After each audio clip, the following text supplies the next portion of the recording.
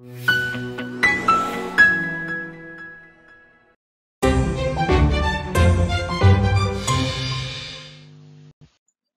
datang kembali di video learning mata kuliah perlindungan tanaman. Dan kita masih akan membahas mengenai pengelolaan penyakit tanaman, terutama dari konteks prinsip. Nah, di bagian 2 ini kita akan fokus melihat bagaimana prinsip pengelolaan penyakit tanaman dari aspek praktikalnya. Pastikan teman-teman sudah menyaksikan video learning part 1 supaya bisa lebih mudah memahami video learning kali ini.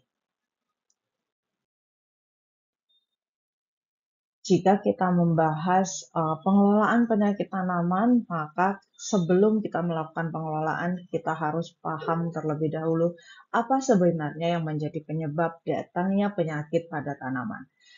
Seperti yang kita tahu, ada konsep segitiga penyakit seperti ini, di mana sebuah penyakit hanya akan muncul jika interaksi dari 3 faktor utama ini terpenuhi.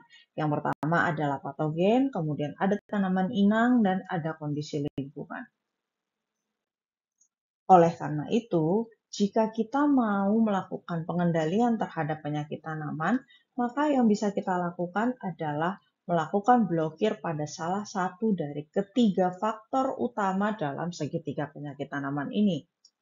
Dan dengan demikian, dengan kita memblokir salah satu saja, kita akan bisa membuat tanaman kita tetap sehat dan bisa berproduksi secara optimal.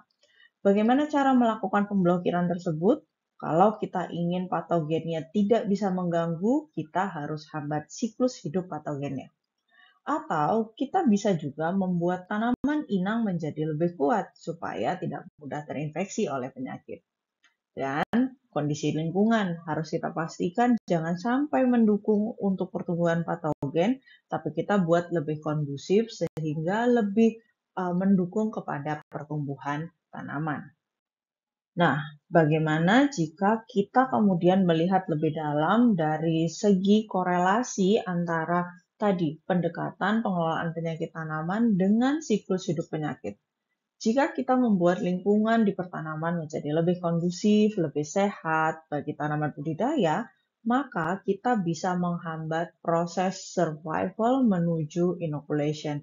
Artinya apa? Patogen yang mungkin sudah melakukan proses dormansi dari musim tanam sebelumnya atau hibernasi di dalam tanah selama masa jeda antara pertanaman pertama dan musim berikutnya, kita bisa pastikan jika kondisi lingkungan nyaman, kondisi lingkungan kondusif bagi tanaman budidaya kita, maka patogen bisa dihalangi masuknya ke jaringan tanaman, terutama di fase-fase awal pertumbuhan, karena fase ini akan sangat kritis bagi tanaman sekiranya tanaman terserang penyakit.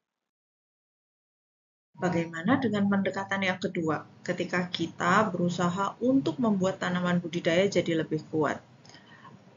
Pendekatan ini akan memungkinkan kalaupun tanaman kita berhasil diinfeksi oleh patogen atau patogen berhasil melakukan penetrasi, maka bisa memperkecil peluang keberhasilan patogen untuk melakukan infeksi. Artinya patogen bisa masuk ke dalam jaringan tanaman tapi tidak bisa melakukan upaya-upaya untuk mengganggu metabolisme tanaman sehingga tidak sampai terjadi gejala penyakit dari patogen yang menyerang tersebut. Untuk pendekatan yang ketiga, di mana kita melakukan penghambatan terhadap siklus hidup patogen, biasanya yang kita blokir adalah reproduksi atau perbanyakan dari patogen setelah berhasil menyebabkan penyakit dan penyebaran patogen dari satu tanaman ke tanaman lain.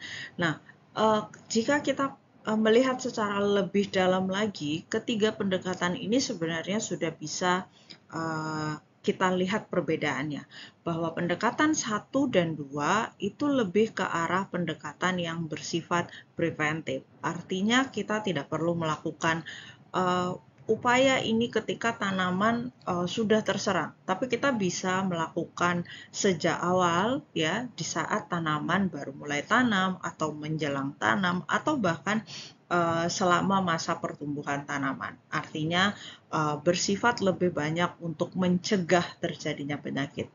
Sedangkan kalau pendekatan yang ketiga, di mana kita menghambat siklus hidup patogen, maka berarti kita harus menunggu tanaman kita terserang penyakit terlebih dahulu, mengeluarkan gejala terlebih dahulu, baru kita melakukan pendekatan yang ketiga.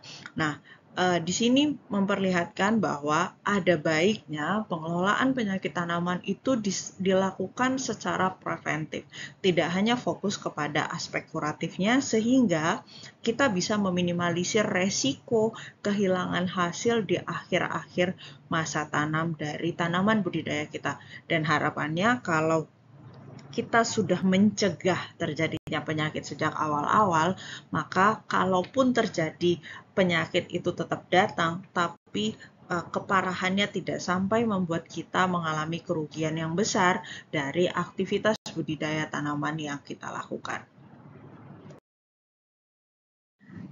Itu tadi bagian 2 dari materi ini. Nah, jangan lupa kita masih ada satu part lagi atau video learning bagian 3 yang juga akan memberikan informasi mengenai bagaimana metode untuk bisa melakukan pengendalian terhadap penyakit tanaman.